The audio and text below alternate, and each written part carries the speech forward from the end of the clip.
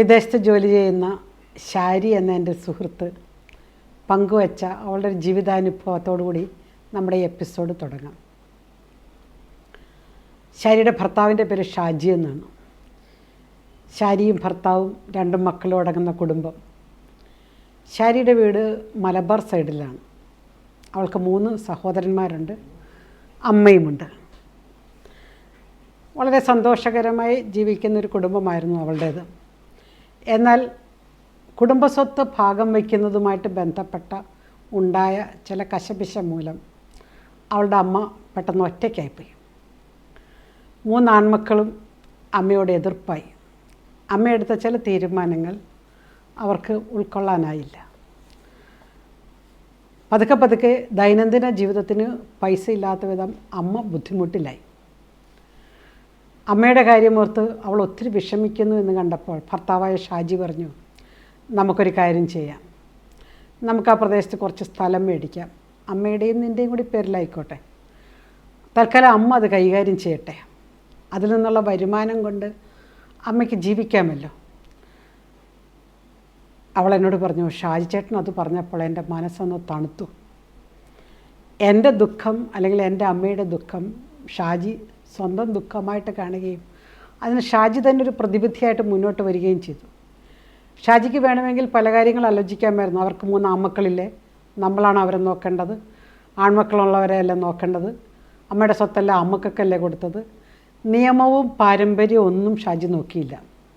എന്നാൽ നിയമത്തിനും പാരമ്പര്യത്തിനും അപ്പുറം ഷാജി ചിന്തിച്ചത് ഷാരിയുടെ അമ്മയുടെ വിഷമവും ഷാരിയുമാണ്. എൻ്റെ വിഷമങ്ങൾ ഷാജിയേട്ടനെയും കൂടി വിഷമമായി കണ്ടപ്പോൾ ഷാരി എന്നോട് പറയുന്നത്, എൻ്റെ മനസ്സിൽ ഷാജി ചേട്ടൻ ദൈവത്തോളം ഉയർന്നു.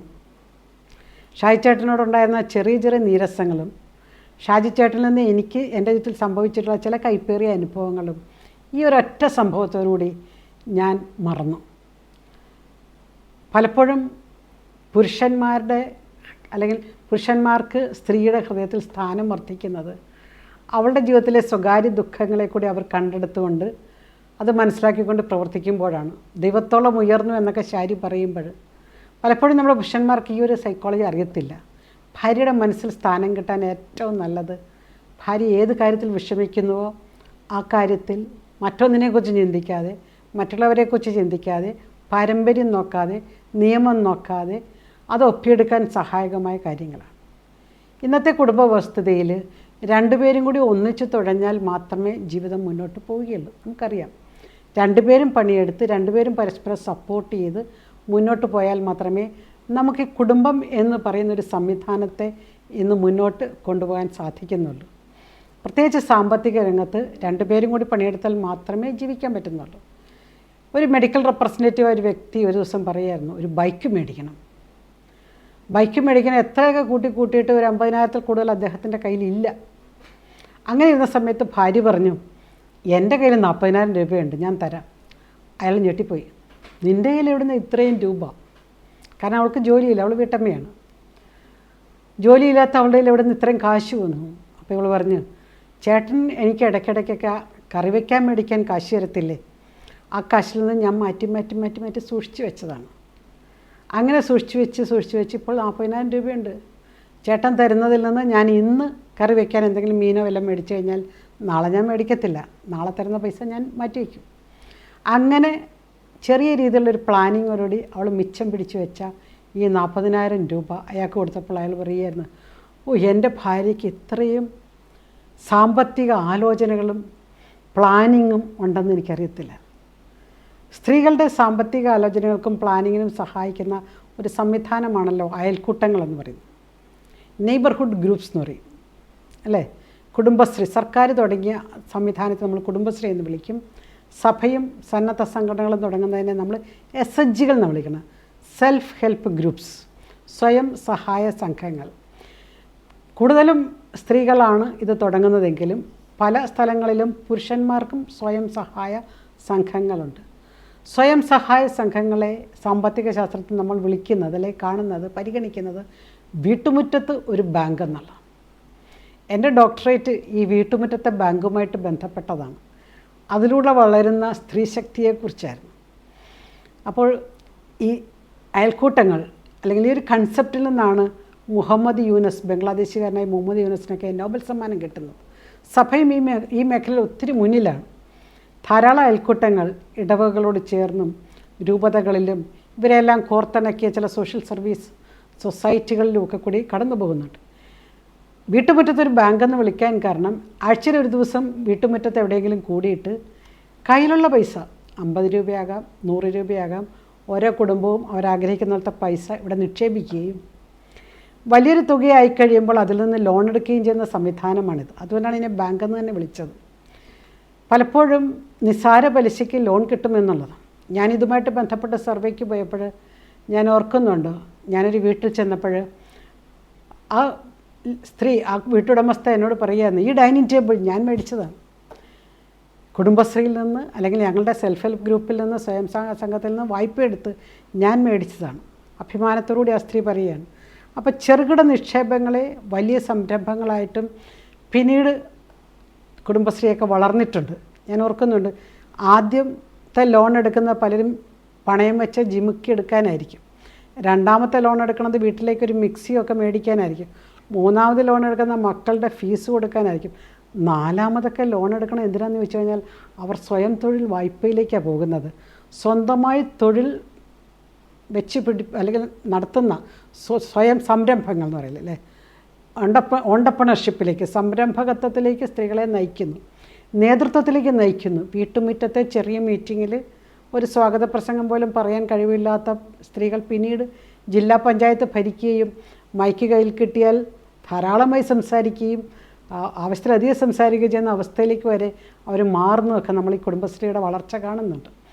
നമ്മൾ ഈ കുടുംബശ്രീ പോലെ അല്ലെങ്കിൽ ഇങ്ങനെയുള്ള ഈ മൈക്രോ ഫിനാൻസിനെ, ചെറുകിട സാമ്പത്തിക സംരംഭങ്ങളെ വളരെയധികം പ്രോത്സാഹിപ്പിക്കുന്നുണ്ട്. കാരണം ഒന്നാമത്തെ കാര്യം, അത് തുടങ്ങുമ്പോൾ തന്നെ അതിൻ്റെ ആപ്തവാക്യം ഇപ്രകാരമായിരുന്നു: to tackle the household poverty at the grass root level. അടുക്കള ദാരിദ്ര്യത്തെ ഇല്ലാതാക്കാൻ വേണ്ടി ഉള്ള ചില സംരംഭങ്ങൾ തുടങ്ങുക എന്നുള്ളതായിരുന്നു. അപ്പോൾ അത് മൈക്രോ ഇക്കണോമിക് ലെവലിൽ നിന്നാണ് തുടങ്ങിയത്. എന്നാൽ ഇന്നതൊരു മാക്രോ അഗ്രഗേറ്റ് അല്ലെങ്കിൽ കൂട്ടായ സംരംഭങ്ങളിലേക്കൊക്കെ എത്തി നിൽക്കുന്നുണ്ട്. കുടുംബശ്രീ കൊണ്ടുള്ള ഒരു ഗുണമെന്നൊക്കെ പറഞ്ഞു കഴിഞ്ഞാൽ ഈ ജീവിതത്തിനോടുള്ള കാഴ്ചപ്പാട് തന്നെ ഇതിൻ്റെ അംഗങ്ങൾക്ക് മാറിപ്പോകുന്നുണ്ട്. ഒരു നിഷേധാത്മകമായ ആത്മഛായയിൽ ജീവിച്ചിരുന്ന സ്ത്രീകൾ, A poor self image or A negative self image എന്ന് പറഞ്ഞാൽ എന്നെ ഒന്നിനും കൊള്ളത്തില്ല, എൻ്റെ ജീവിതം ഒന്നിനും കൊള്ളത്തില്ല, എൻ്റെ ജീവിതം കൊണ്ട് എനിക്കും ആർക്കും പ്രയോജനമില്ല, ഇങ്ങനെയൊക്കെ ചിന്തിച്ച് ഒരു നിഷേധാത്മകമായ ജീവിത രീതിയിൽ നിന്നിരുന്ന സ്ത്രീകൾക്ക് ഒരു പോസിറ്റീവായിട്ടുള്ള നിയതമായ ആത്മഛായയിലേക്ക് നയിക്കാൻ എൻ്റെ കുടുംബത്തിൻ്റെ സാമ്പത്തിക സ്ഥിതിക്ക് കുറച്ചും കൂടി കോൺട്രിബ്യൂട്ട് ചെയ്യാൻ എനിക്ക് സാധിക്കുന്നു എന്നുള്ള ഒരവസ്ഥയിലേക്ക് അവർ വന്നു. അങ്ങനെ വന്നു കഴിയുമ്പോൾ പലപ്പോഴും വീട്ടിലെ സാമ്പത്തിക സ്ഥിതി മാറുന്നതായിട്ട് കാണാൻ പറ്റും. പക്ഷെ ഒരു ന്യൂനതയായിട്ട് ഇതേക്കുറിച്ച് പഠിക്കുമ്പോൾ ഞാൻ കണ്ടെത്തുന്ന ഒരു കാര്യം, ധാരാളമായിട്ട് ഒരു കൺസ്യൂമറിസത്തിൻ്റെ ഏരിയയായി ഇവർ മാറുന്നുണ്ട് എന്നുള്ളതാണ്. ഉദാഹരണത്തിന് ഷോപ്പഹോളിസം എന്നൊരു വാക്ക് പുതുതായിട്ട് ഉടലെടുത്തൊരു വാക്കാണ് ഷോപ്പഹോളിസം. ആൽക്കഹോളിസം എന്ന് പുരുഷന്മാരെക്കുറിച്ച് പറയുന്ന പോലെ സ്ത്രീകളെക്കുറിച്ച് ഷോപ്പഹോളിസം എന്ന് പറഞ്ഞ അർത്ഥം ഈ കുടുംബശ്രീയിൽ നിന്നൊക്കെ ലോൺ കിട്ടുമല്ലോ എന്ന് ഓർത്തുകൊണ്ട് ആവശ്യത്തിലധികം മേടിച്ചു കൂട്ടുന്നൊരു പ്രവണത. സാമ്പത്തിക ശാസ്ത്രത്തിൽ 3 എഫക്റ്റുകളായിട്ടാണ് ഈ പ്രവണതയെ പറയുന്നത്. 3 എഫക്റ്റുകൾ, അതായത് ഹാർവി ലിവിങ്സ്റ്റൺ എന്ന സാമ്പത്തിക ശാസ്ത്രജ്ഞൻ ആണ് ഈ 3 എഫക്റ്റുകൾ മുന്നോട്ട് വെച്ചിരിക്കുന്നത്. അതിന് ഇപ്രകാരമാണ് പറയുന്നത്: band Wagen, snob, Veblen effect. Band Wagen effect എന്ന് പറഞ്ഞു കഴിഞ്ഞാൽ മറ്റുള്ളവർക്കൊക്കെ ഉള്ളത് കൊണ്ട് എനിക്കും വേണം, എല്ലാവർക്കും ഉണ്ട്, അപ്പോൾ എനിക്ക് മാത്രം ഇല്ലെങ്കിൽ മോശമല്ലേ. ഇന്ന ടൈപ്പ് സാരി എല്ലാവർക്കും ഉണ്ട്, അല്ലെ ഇന്ന ടൈപ്പ് ഒരു ഓർണമെൻ്റ്, ആഭരണം എല്ലാവർക്കും ഉള്ളപ്പോൾ എനിക്കില്ലെങ്കിൽ അത് മോശമല്ലേ, അതുകൊണ്ട് എല്ലാവർക്കും ഉള്ളത് കൊണ്ടൊക്കെ എനിക്കും മേടിക്കണം എന്നുള്ള ചിന്ത. അങ്ങനെ വരുന്നത് കൊണ്ട് എന്ത് വരുന്നു, നമ്മുടെ കുടുംബത്തിലെ സാമ്പത്തിക താളം നഷ്ടപ്പെടുന്നു. അങ്ങനെ ധാരാളമായി മേടിച്ചു കൂട്ടുന്നു. ചില വീടുകളിലോട്ടൊക്കെ ചെന്ന് കഴിഞ്ഞാൽ നമുക്കറിയാം, ആവശ്യത്തിലധികം ഉപകരണങ്ങൾ അവരുടെ അടുക്കളയിൽ, ആവശ്യത്തിലധികം ഡ്രസ്സ്, ആവശ്യത്തിലധികം ചെരുപ്പുകൾ. ഇതിനെയാണ് നമ്മൾ ബാൻഡ് വാഗൻ എഫക്റ്റ് എന്നൊക്കെ പറയുന്നത്. രണ്ടാമത്തെ എഫക്റ്റ് സ്നോബ് എഫക്റ്റാണ്. സ്നോബ് എഫക്റ്റ് എന്ന് പറയുന്നത് നേരെ തിരിച്ചാണ്. എല്ലാവർക്കും ഇല്ലാത്തതുകൊണ്ട് എനിക്ക് വേണം, അവർക്ക് ഇവർക്കൊന്നും ഇല്ല അതുകൊണ്ട് എനിക്ക് വേണ്ട, എനിക്ക് മാത്രം ഉണ്ടെന്ന് കാണിക്കാനുള്ള ഒരു പ്രവണത. അവർക്കാർക്കും ഇല്ലാത്തതല്ലേ എനിക്കുണ്ടെന്ന് കാണിക്കാനുള്ള ഒരു നെഗറ്റീവ് പ്രവണത. അപ്പോൾ എന്ത് പറയുന്നത്, ഷോപ്പഹോളിസത്തിൻ്റെ മറ്റൊരു തലമാണത്. അപ്പോൾ നമ്മുടെ പണവും ആ രീതിയിൽ അങ്ങോട്ട് പോകുന്നു. മൂന്നാമത്തെ എഫക്റ്റാണ് നമ്മൾ പറഞ്ഞ വെബ്ലൻ എഫക്റ്റ്. വെബ്ലൻ എഫക്റ്റ് എന്ന് പറഞ്ഞാൽ അതിൻ്റെ അർത്ഥം താരതമ്യേന വില കുറഞ്ഞ സാധനങ്ങൾ ലഭ്യമാണ്, പക്ഷേ വിലയേറിയതിൻ്റെ പിന്നാലെ പോകുന്നു എന്ന് പറഞ്ഞ അർത്ഥം വില കുറഞ്ഞതെന്ന് ഞാൻ ഇട്ടുകൊണ്ട് നടക്കത്തില്ല, ഞാൻ ഇട്ടുകൊണ്ട് നടക്കുന്ന അല്ലെങ്കിൽ ഞാൻ ഉടുക്കുന്നതോ ധരിക്കുന്നതോ ഒക്കെ നല്ല വിലയുള്ളതാണ്, ബ്രാൻഡഡാണ് എന്നൊക്കെ പറയുന്നൊരവസ്ഥ. വിതരണക്കാർ അല്ലെങ്കിൽ കച്ചവടക്കാർ ബിസിനസ് തലങ്ങളിൽ വസ്തുക്കൾ വിറ്റുപോകാൻ ഒത്തിരി ആഗ്രഹിക്കും. നമ്മുടെ വീടിൻ്റെ വാതിക്കൽ വന്നു നിന്നൊരു പാത്രവുമായിട്ട് നിൽക്കുന്ന ഒരാൾ ഈ പാത്രം എങ്ങനെയെങ്കിലും നമ്മളെ കൊണ്ട് മേടിപ്പിച്ചെടുക്കും. അത് വിപണന തന്ത്രമാണ്. പല മാർഗങ്ങളിലൂടെ ഈ ഓഫറുണ്ട്, ഇന്ന ഓഫറുണ്ട്, ഇന്ന് 5 മണിക്ക് ഓഫർ അവസാനിക്കും എന്നൊക്കെ പറഞ്ഞുകൊണ്ട് പല രീതിയിൽ ആ പാത്രം നമ്മളെ മേടിപ്പിച്ചെടുക്കും. അത് ബിസിനസ് ടെക്നിക്കാണ്, അതവൻ്റെ ജോലിയാണ്. കാരണം അവനെ സംബന്ധിച്ചിടത്തോളം അവൻ മാർക്കറ്റിംഗ് പഠിച്ചതും മാർക്കറ്റിംഗ് ജീവിതത്തിൽ അല്ലെങ്കിൽ ബിസിനസ്സിൽ നടപ്പിലാക്കാൻ പരിശ്രമിക്കുന്നതാണ്, മാർക്കറ്റിംഗ് തന്ത്രങ്ങൾ. പക്ഷേ ഈ മാർക്കറ്റിംഗ് തന്ത്രത്തിൽ വീണു പോയാൽ നമ്മുടെ കുടുംബത്തിൻ്റെ സാമ്പത്തികമാണ് താളം തെറ്റുന്നത്. അങ്ങനെ സാമ്പത്തികം താളം തെറ്റി ജീവിതത്തിൽ നിന്ന് ഒളിച്ചോടിയ അനേകം കുടുംബങ്ങളെക്കുറിച്ച് നമുക്കറിയാം. നമ്മൾ അവരെക്കുറിച്ച് മറ്റൊരു എപ്പിസോഡിൽ പരാമർശിക്കുകയുണ്ടായി.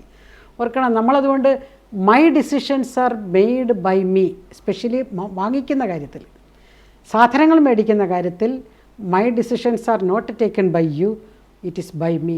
ഞാൻ എന്ത് മേടിക്കണം, എത്ര അളവ് മേടിക്കണം, എപ്പോൾ മേടിക്കണം എന്നതിനെക്കുറിച്ചുള്ള ഒരു തീരുമാനം ഞാൻ എടുക്കണം. അങ്ങനെ എടുത്തില്ലെങ്കിൽ ഈ മൈക്രോ ഫിനാൻസ് രംഗത്തിൽ സംഭവിക്കുന്നത് കൺസ്യൂമറിസം കൂടുന്നു. കൺസ്യൂമറിസം നല്ലതാണെങ്കിലും, ഉപഭോഗതൃഷ്ണ നല്ലതാണെങ്കിലും, ഉപഭോഗ സംസ്കാരമാണ് എക്കോണമിയെ പിടിച്ചു നിർത്തുന്നതെങ്കിലും കുടുംബങ്ങൾക്കത് ദോഷമാണ്. വ്യക്തിപരമായും കുടുംബങ്ങളെക്കുറിച്ച് നമ്മൾ ചിന്തിക്കുമ്പോൾ ആവശ്യത്തിലധികം വസ്തുക്കൾ മേടിച്ച് കൂട്ടുന്നത് കടം വർദ്ധിപ്പിക്കും.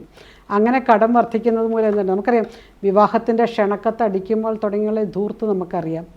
ഇതിനേക്കാളും മെച്ചപ്പെട്ട രീതിയിൽ വില കുറഞ്ഞടിക്കാൻ സാധ്യതയുള്ളപ്പോഴും വേറെ ആരും അടിച്ചിട്ടില്ലാത്ത രീതിയിൽ വേണം എൻ്റെ മകൻ്റെ കല്യാണത്തിൻ്റെ കുറി അല്ലെങ്കിൽ ക്ഷണക്കത്ത് എന്ന് ചിന്തിക്കുന്നിടത്താണ് നമ്മുടെ ഈ എഫക്റ്റുകളെല്ലാം കിടന്ന് നമ്മളെ തന്നെ ഞെരിക്കുന്നത്. അതുകൊണ്ട് തന്നെ വസ്തുക്കൾ വാങ്ങുമ്പോഴും വിൽക്കുമ്പോഴും എല്ലാം അതിന്മേൽ നമ്മുടേതായ ഒരു തീരുമാനം, വ്യക്തിപരമായ തീരുമാനം ഉണ്ടാകണം.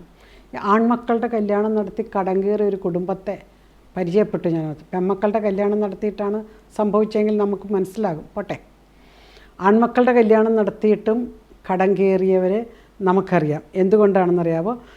ഈ 3 എഫക്റ്റും കൂടി കയറി പിടിപ്പിച്ചത് കൊണ്ടാണ്, അല്ലേ?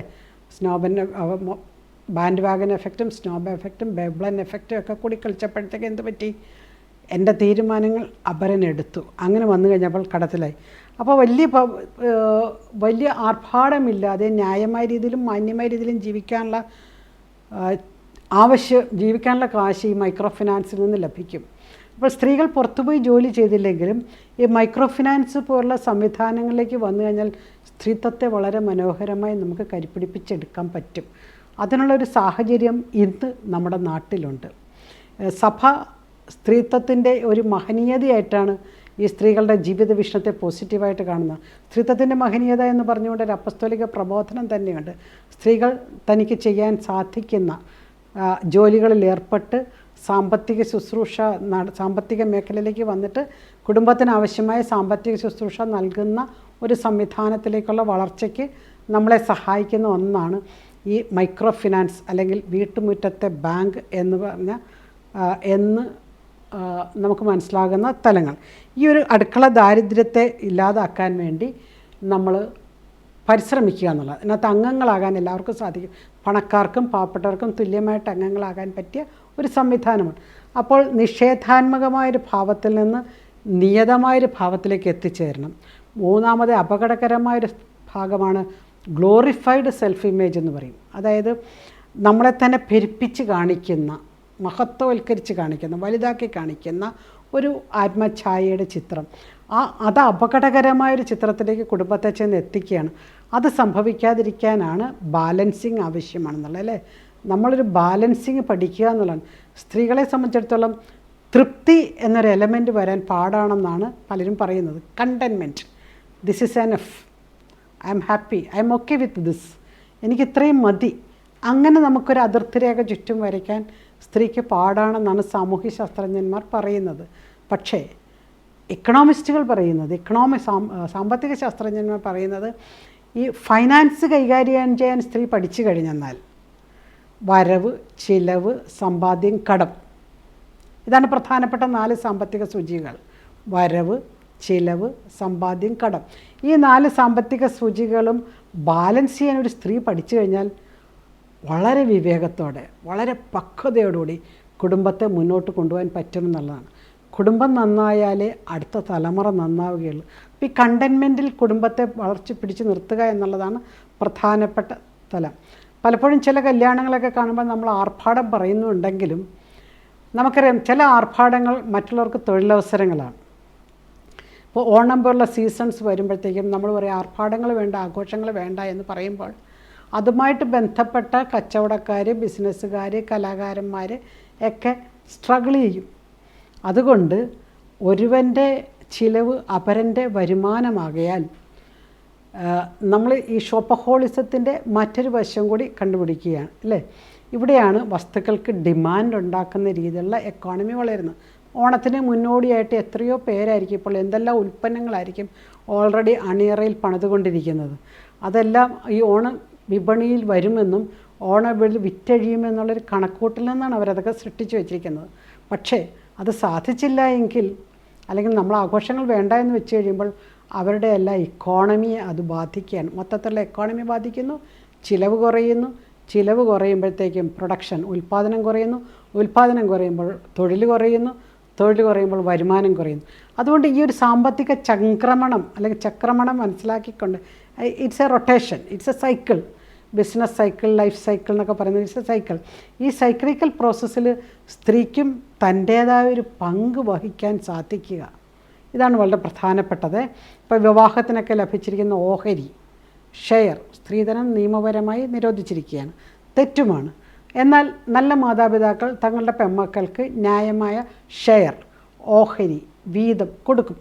ഇതിനെയൊക്കെ സംരക്ഷിക്കുക എന്നുള്ളതും അതിനെ വളർത്തുക എന്നുള്ളതും അടുത്ത തലമുറയ്ക്കായിട്ട് അതിനെ കൈമാറ്റം ചെയ്യുക എന്നുള്ളതും വളരെ മനോഹരമായ രീതിയിൽ കരുപ്പിടിപ്പിക്കാൻ സ്ത്രീകൾക്ക് സാധിക്കണം. അങ്ങനെ സാധിക്കുന്നതിന് നമ്മൾ പറയും ഒരു തലത്തിലേക്ക്, ഒരു ആത്മസാക്ഷാത്കാരത്തിൻ്റെ തലത്തിലേക്ക് സ്ത്രീ ഉയരണം. അത് നമ്മുടെ ഒരു സാമ്പത്തിക വളർച്ചയിൽ ഒരു 4-5 ശ്രേണികളുണ്ട്. മാനേജ്മെൻറ്റ് വിദഗ്ധനായ മാസ്ലോ ഇതിനെ വിളിക്കുന്ന ശ്രേണികളിൽ ആദ്യത്തെ തലത്തിൽ ഫിസിയോളജിക്കൽ നീഡ്സാണ്. ഫിസിയോളജിക്കൽ നീഡ്സ് എന്ന് പറഞ്ഞാൽ ശരീരത്തിൻ്റെ ആവശ്യങ്ങൾ. നമ്മളെന്തിനാ അധ്വാനിക്കുന്നത്, പണം മുടക്കുന്നത്, പണിയെടുക്കുന്നത് എന്നൊക്കെ ചോദിച്ചു കഴിഞ്ഞാൽ ഭക്ഷണം, വസ്ത്രം, പാർപ്പിടം, ശാരീരിക തലത്തിലാണ്. ഇതിനപ്പുറത്ത് രണ്ടാമത്തെ ഒരു തലമുണ്ട്, അതൊരു സോഷ്യൽ നീഡ്സാണ്. സോഷ്യൽ നീഡ്സിലാണ് നമുക്ക് യാത്രയ്ക്കൊരു വാഹനം, കിടക്കാനൊരു നല്ല വീട്, അല്ലെങ്കിൽ നല്ലൊരു തൊഴിൽ, ഇതൊക്കെ നമ്മുടെ സോഷ്യൽ നീഡ്സാണ്. അത് സോഷ്യൽ സെക്യൂരിറ്റിയുമായിട്ട് ബന്ധപ്പെട്ടതാണ്, സുരക്ഷിതമായിട്ട് ബന്ധപ്പെട്ട്. മൂന്നാമത്താണ് സൈക്കോളജിക്കൽ നീഡ്സ് എന്ന് പറയും, മനഃശാസ്ത്രപരമായ ചില ആവശ്യങ്ങൾ. അതിനകത്തൊരു സെൽഫ് എസ്റ്റീം, എന്നെക്കുറിച്ച് തന്നെ എനിക്കൊരു പോസിറ്റീവായ ആത്മഛായ, എനിക്ക് എന്നെക്കുറിച്ച് തന്നെ വളരെ നിയതമായൊരു കാഴ്ചപ്പാട്, അല്ലെങ്കിൽ സ്നേഹിക്കാനും സ്നേഹിക്കപ്പെടാനും കരുതാനും കരുതപ്പെടാനും കൊടുക്കാനും സ്വീകരിക്കാനുമുള്ള എൻ്റെ മനസ്സിൻ്റെ വളർച്ച, ഇതൊക്കെ സൈക്കോളജിക്കൽ നീഡ്സിൽപ്പെടുന്നതാണ്.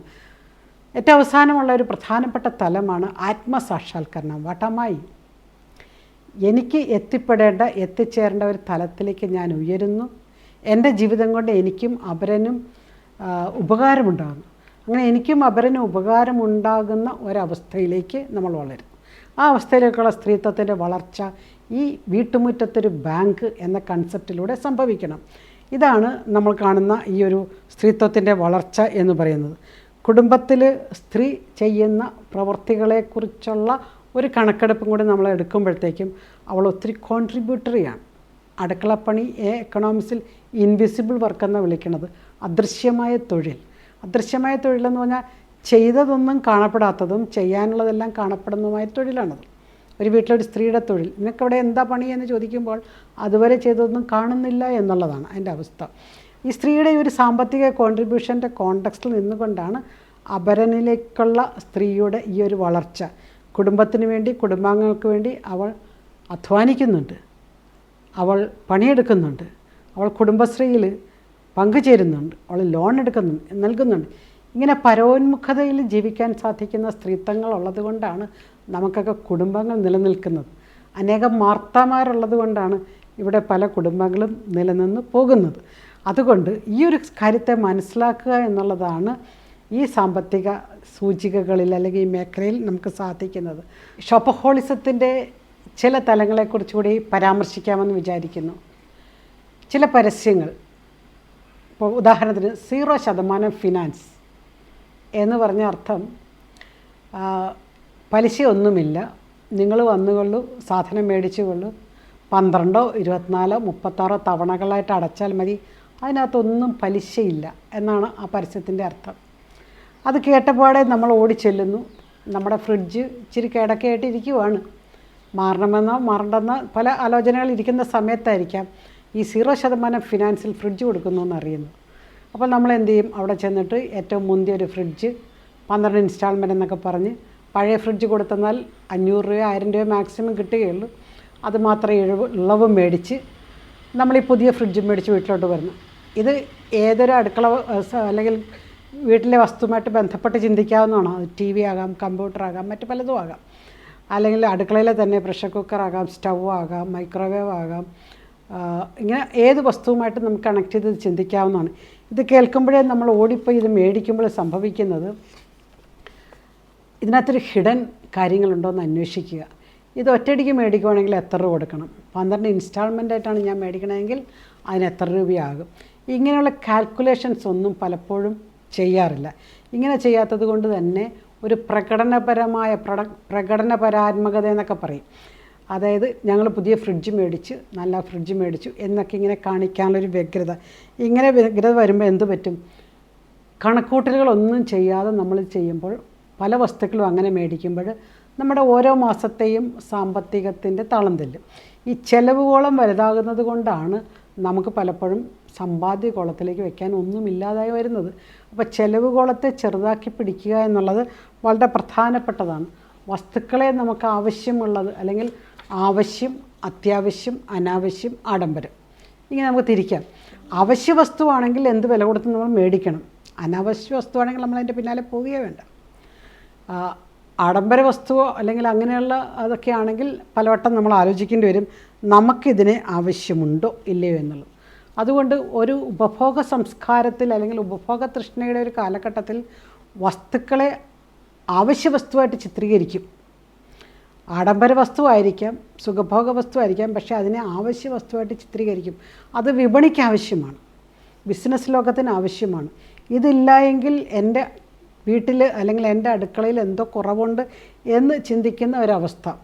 ഒരു ചീപ്പ് മേടിക്കുക, അല്ലെങ്കിൽ ചീപ്പ് മേടിച്ചാൽ സോപ്പ് ഫ്രീ എന്നൊക്കെ പറയുമ്പോൾ, അല്ലെങ്കിൽ വളരെ രസകരമാണല്ലോ, ബൈ 1 get 1, 2 മേടിച്ചാൽ അല്ലേ, അല്ലെങ്കിൽ ബൈ 2 get 2, അല്ലെങ്കിൽ ഒന്നിൻ്റെ വിലയിൽ 2 കിട്ടുന്ന വില.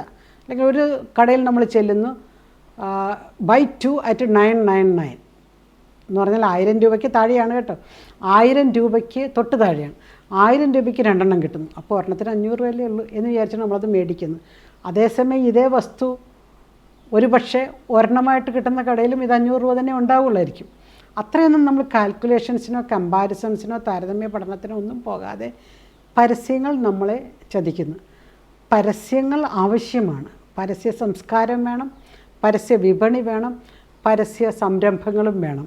പക്ഷേ നമ്മൾ ഉണ്ടാകേണ്ട ഒരു ചിന്തയെക്കുറിച്ച് ഞാൻ പറയും. ഇതൊക്കെ ഇങ്ങനെ നടക്കുമ്പോഴും ഞാൻ എപ്രകാരം വേണം, കാരണം പുതിയ വസ്തുക്കൾ എന്നും പുറത്തിറങ്ങിക്കൊണ്ടേ ഇരിക്കണം. പുതിയ വസ്തുക്കൾ പുറത്തിറങ്ങിക്കൊണ്ടിരുന്നില്ലെങ്കിൽ ഇവിടെ ഉൽപ്പാദന രംഗം വളരത്തില്ല. അതുകൊണ്ട് തന്നെ നിങ്ങളുടെ കയ്യിലുള്ള പഴയ വസ്തു ഇനി വേണ്ട, ഇത് മാറ്റി പുതിയതെടുക്കണം എന്ന രീതിയിലാണ് പരസ്യങ്ങൾ വരുന്നത്.